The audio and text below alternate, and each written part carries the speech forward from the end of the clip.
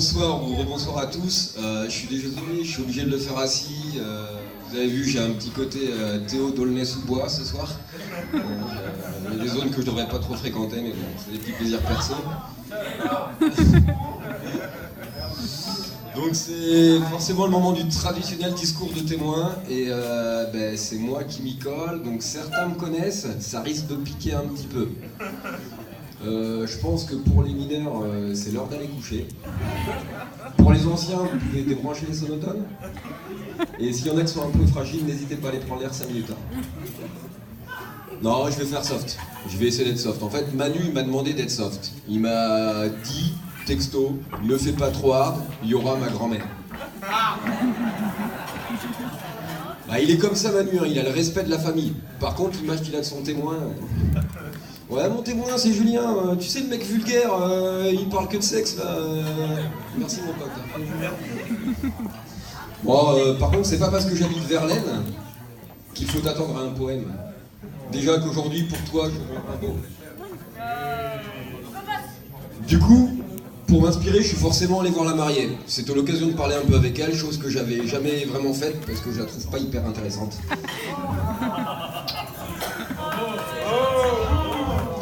Je lui ai demandé la principale qualité de son futur mari et elle m'a répondu qu'il est très doué pour tout ce qui touche au cul linéaire. On a eu chaud, hein. Bah, c'est vrai que quand il voit un boudin, une escalope ou un oignon, il s'y connaît pour farcir, dégorger ou sauter. Bon, c'est sûr, voir toujours ce maître queue, la main sur le manche, à poil, au début ça surprend. Mais c'est pas moi qui vais te reprocher d'être toqué. Je vous rassure tout de suite, je vais pas vous faire la liste des jeux de mots mêlant sexe et cuisine, trop facile et peu productif, et il y a la grand-mère. Ouais, faut que j'arrête d'envoyer des bisous parce que j'ai bouffé un truc au vin d'honneur, là je pue le maroilles et il y a les 3 premières tables qui saignent du nez, les gars. Je vais arrêter avec ça. Je vais essayer de vous décrire un peu le Manu, comme je le vois. Déjà, c'est un mec marrant, le commandant au couteau. Si, je vous assure, une fois il a fait se battre une carotte et un petit pois, il m'a dit « Regarde, c'est un bon duel ». Ouais, marrant le mec, hein. Ça va, vous l'avez? Non, parce que le discours il est un peu long, donc je vais pas perdre du temps à expliquer les vannes. Manu, c'est un gentil, un vrai gentil. Tenez par exemple, une fois il y a un Asiatique qui avait commencé à m'embrouiller dans un magasin. Il est arrivé direct pour calmer le jeu. Bah, il s'y connaît pour séparer les blancs des jaunes. Même si quand on se voit, il est souvent rôti, et pas bleu, hein, plutôt vraiment bien cuit de Lascar. C'est un grand sentimental. Il ne veut autour de lui que des jambons. Il a horreur de ceux qui sont au teint. Pas le genre à flamber. Tu as l'art de te faire aimer, et celui qui dira l'inverse n'est pas né. Je ne vais pas mitonner. Quand tu m'as serré dans tes bras, par ce zeste, j'ai tout de suite su que si tu dois avoir un resto, tu es celui du cœur.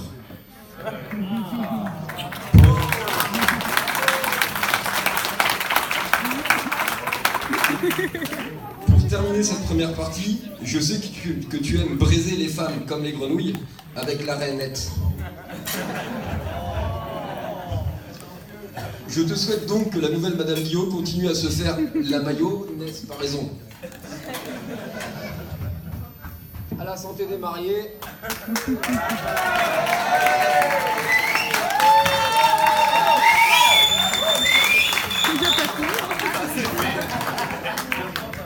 Bon, la bouffe, c'est fait. Passons à ta deuxième passion. Je parle pas des enfants, je vais avoir des problèmes. Le foot.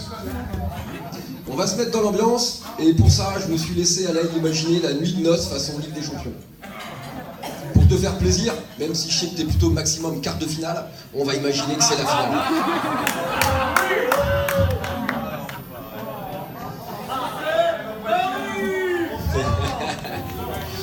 Bonsoir à tous, merci de nous suivre en direct du Bésodrome pour ce match tant attendu. Première info, Chloé est bien titulaire alors qu'on l'avait annoncé incertaine. Elle aurait pris un coup à la tempe à l'entraînement et aurait tenté le fameux « pas ce soir, j'ai mal à la tête ». Manu a sorti sa meilleure arme pour faire tomber les filles, non pas le GHB, mais son sponsor, le déodorant Axe, il leur met direct dans les yeux pour les faire tomber, ça marche à tous les coups. Il va d'ailleurs jouer en 1-1-8, tout pour l'attaque. Du côté des conditions climatiques, il fait un temps de chatte, chaud et humide. Les petits coups de vent sont agréables, et ceux derrière sont pas mal non plus. Assez parlé, les joueurs entrent sur la pelouse qui a été spécialement arrosée pour l'occasion. Le public venu en nombre donne déjà de la voix. Manu, Manu, Manu. Oh stop les gars, ça va, je suis pas habitué à jouer devant tant de monde. Normalement, c'est dans l'intimité, moi. Le coup d'envoi est donné. Chloé est la première à toucher la balle. Les débats sont très animés au milieu du terrain. Les deux équipes se rendent coup pour coup. Manu commence à prendre le contrôle du jeu. Il tente de contourner l'arrière-garde avec une belle feinte de corps. Le drapeau est levé. Hors jeu. Chloé peut relancer proprement. Coup de sifflet de l'arbitre pour cette faute de Manu. Il a le même coup de boule que Zizou, mais pas au même endroit. Il s'énerve et invective l'arbitre. C'est un scandale! Faut arrêter un peu de souffler, vous feriez mieux d'aspirer. Il trouve que l'arbitre est trop dur. Ça n'a pas l'air de déranger Chloé. Manu repart de l'avant, pénètre dans la surface adverse. Quel beau joueur, tout en percussion et vivacité. Il obtient un bon coup franc, prend son élan et le joue finalement finement. On fait avec ce qu'on a. Il a vu l'ouverture et la met au profondeur. Petit pont, ça passe entre les jambes, frappe et but, but, but, but. Il a nettoyé la lucarne. Il faut que j'en fasse autant avec mon écran. Ah mais attendez, on dirait qu'il s'est claqué sur l'action. La pompe de froid n'arrange pas vraiment le problème. Il quitte le terrain, malheureusement une habitude pour lui dès la 3e minute. Nous rendons l'antenne, à vous les studios et à la santé des marins.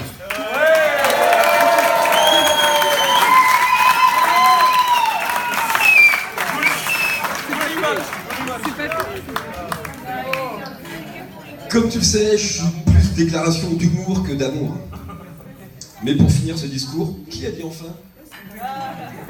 Je vais aller des deux côtés de la barrière. Dès notre première conversation, j'ai tout de suite vu que t'étais un mec entier. Tu parais presque un peu réservé au premier abord, mais tu te mets vite à l'aise.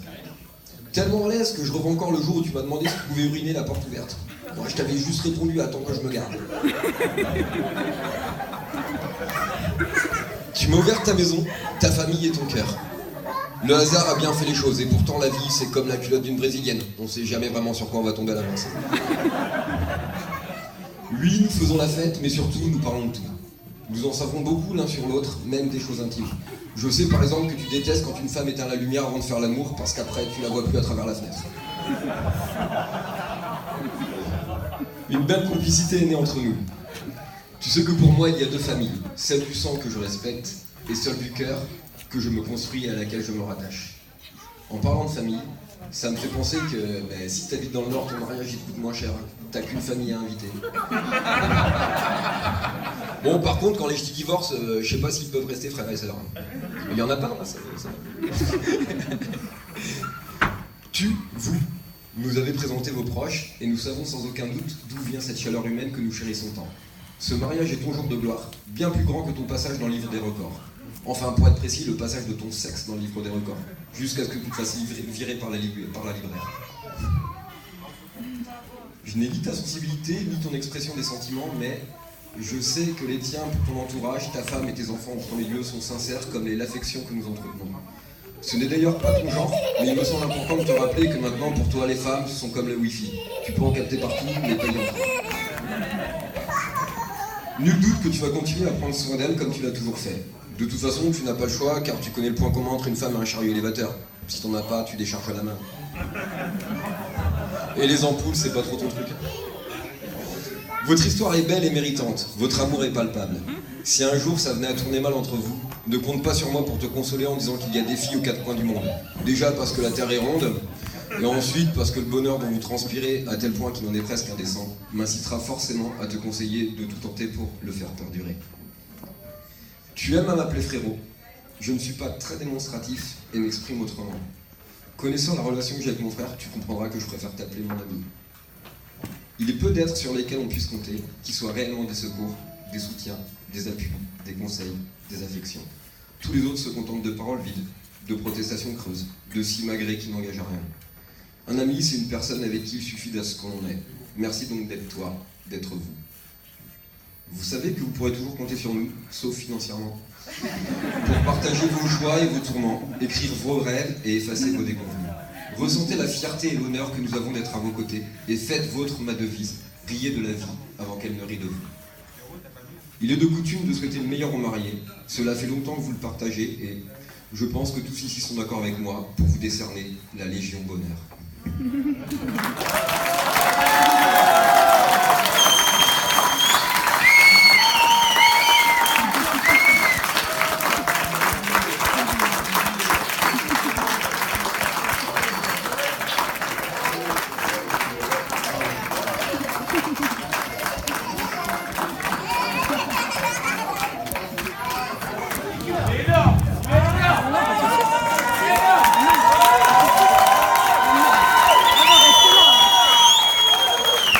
C'est magnifique, tu vas être le couple. Je pose le couple. Bon, ça va être à toi. Oui, c'est ça. Donc, bah, le micro, il est là. Je vais baisser la lumière pour que vous avez. Oui, oui.